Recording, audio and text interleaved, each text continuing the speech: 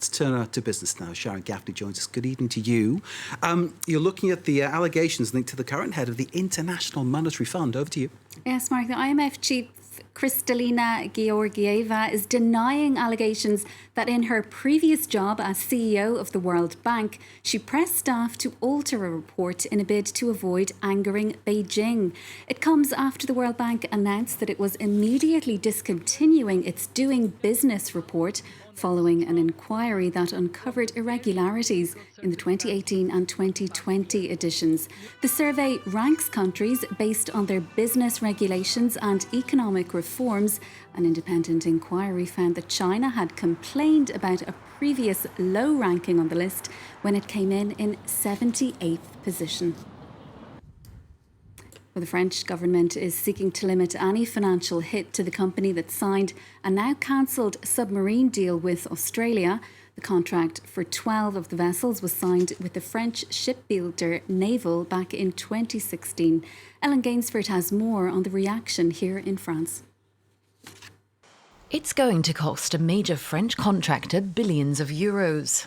Speaking in stark terms, France's defence minister upbraided Australia for backtracking on its plan to buy 12 French submarines. Il y avait des emplois en France, il y avait aussi et surtout peut-être énormément d'emplois à créer en Australie qui ne seront donc pas créés. Pour ce qui concerne la France, bien sûr, avec Naval Group, j'aurai à cœur de limiter le plus possible les conséquences de cette remise en cause d'un contrat tout à fait majeur. In 2016, Australia selected French contractor Naval Group to build a new submarine fleet in a deal worth at least 55 billion euros today. Only 2 weeks ago, Australian defence and foreign ministers had reconfirmed the agreement to France. But now Canberra has scrapped the plan, instead joining forces with the US and Britain, forming a new Indo-Pacific security alliance to counter China's influence. French unions say the move will make their workers pay the price, as a contract could have created more than 100 long-term jobs. Ce que je sais, c'est que derrière, il y a des emplois de concernés. Les premiers à payer, malheureusement, sans être devin, je pense que ce sera les plus précaires. France hasn't ruled out seeking compensation from Canberra for the losses caused by the ditched deal. Percy Pig is set to become the latest victim of Brexit here in France. British retailer Marks and Spencer is to close over half of its stores in the country. 11 franchise outlets operated by partner SFH will shut their doors by the end of the year. 9 of them, located in train and airport stations, will remain open, however.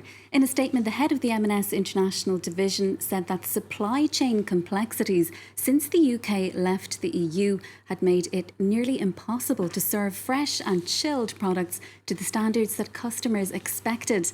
Well, let's hear now from some disappointed shoppers here in Paris. C'est bien dommage parce que c'était un magasin qui avait des très très bons produits. J'avais déjà constaté qu'effectivement depuis quelques mois déjà les rayons étaient peu achalandés et qu'un certain nombre de denrées avaient totalement disparu malheureusement. Time now for a quick look at the markets. Well, the dollar rose to its highest level in nearly 3 weeks against a range of currencies earlier after data showed US retail sales jumping in August, catching most economists by surprise. There was a mixed, fairly muted picture with the Dow Jones and the S&P 500 down slightly while the Nasdaq rose. Here in Europe, the FTSE 100 in London was up slightly, as was the CAC 40 and the DAX.